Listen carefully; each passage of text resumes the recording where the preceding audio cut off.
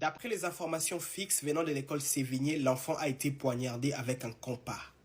Mais les gars, essayons d'être réalistes s'il vous plaît. Ne nous penchons pas que du côté de l'enfant qui a été poignardé pour condamner l'enfant qui a poignardé en disant que cet enfant est agressif, c'est un mauvais garçon, c'est un démon.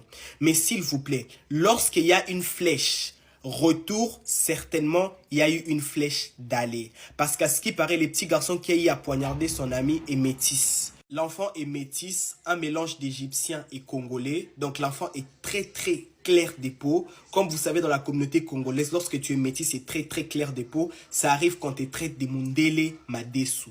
Donc l'enfant subissait des harcèlements venant de ses amis à l'école tout le temps. Mundele Madesu, Mundele Madesu, Mundele Madesu. Et l'enfant était au bout.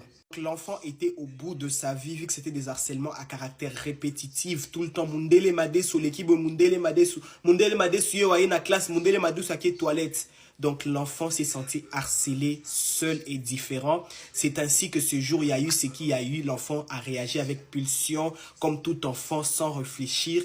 Il prend son compas pour poignarder son ami en plein cœur. Le petit Ryan n'est pas décédé sur les champs. C'est comme ça que l'enfant va être ramené à l'hôpital. Arrivé à l'hôpital, il avait perdu énormément de sang. Les docteurs ont dit qu'il lui fallait une transfusion. Du coup, la maman n'était pas sur place. On appelle la maman en disant que ton fils est aux urgences. Il lui faut du sang. La maman dit que nous sommes une famille joviste. Du coup, j'ai interdit formellement au docteur de transfuser mon fils du sang, surtout un sang venant d'une autre personne, une personne qu'on ne connaît pas. Après vous, c'est qui a tué le petit Ryan? L'enfant qui l'a poignardé, sa maman qui a catégoriquement refusé une transfusion sanguine, soit les docteurs, parce que nous aussi le docteur, c'est pas on fait un serment d'Hippocrate, c'est qui nous oblige à sauver d'abord des vies. Mais s'il y a une seule chose dont je suis certain, tout ça là c'est vraiment les fruits d'une mauvaise éducation. Les parents aujourd'hui en 2024, vous avez une légèreté envers vos enfants, vous ne contrôlez plus vos enfants, vous ne surveillez plus vos enfants, ce qui se passe à l'école vous ne savez pas, comment se comportent vos enfants à l'école vous ne savez pas, les enfants deviennent tout simplement des harcelaires et d'autres qui sont tout simplement harcelés. Puis vous le madame là, je viens sur vous, troisième vidéo arrive, vous voulez vous enterrer dans cette affaire, vous pensez que je peux vous oublier, vous le madame, en 2024 vous ne savez plus rien faire.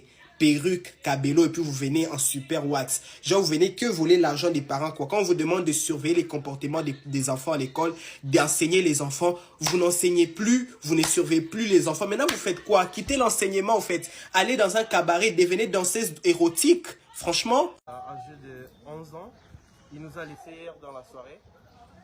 Ryan était à l'école déjà le matin. Arrivé à l'école, il a croisé la mort sur son chemin, une mort tellement tragique. Son camarade de classe s'était amené avec un bistouri, ce que beaucoup de gens appellent scalpel. Alors c'est matériel que les chirurgiens utilisent. Hélas, son camarade l'a percé dans l'équerre et Ryan a succombé à ses saignements à l'hôpital Saint-Joseph aux environs des 17h. Nous avons appris qu'ils étaient au nombre de 2 qui ont réussi ces couteaux. Oui, ils étaient 2.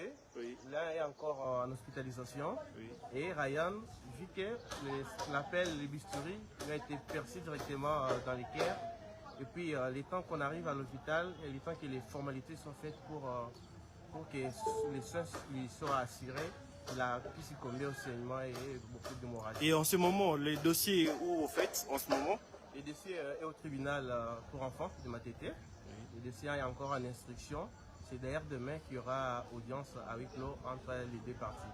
Jusqu'à présent, la partie du criminel, du présumé criminel, et puis ne s'est pas encore présenté au tribunal. Nous espérons qu'ils pourront se présenter et que les enquêtes seront menées pour que les responsabilités... Nous pouvons voir l'âge du petit.